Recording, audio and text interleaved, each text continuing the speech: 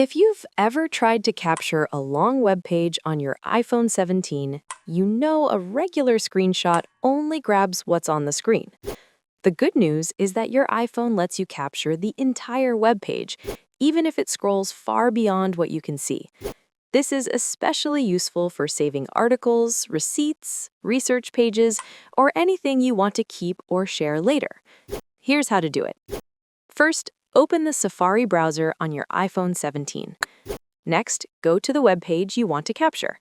Once the page is fully loaded, take a screenshot using your preferred method.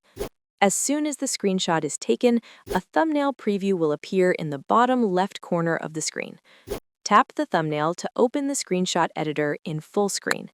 At the top of the screen, you'll see two options: Screen and Full Page. Tap Full Page.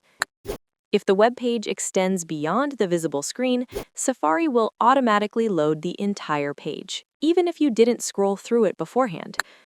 You can crop the image if you only want a specific section, or tap the blue check mark in the top right corner to save it.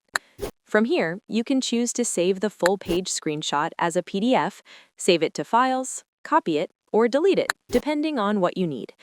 Repeat these same steps anytime you want to capture another long web page on your iPhone 17.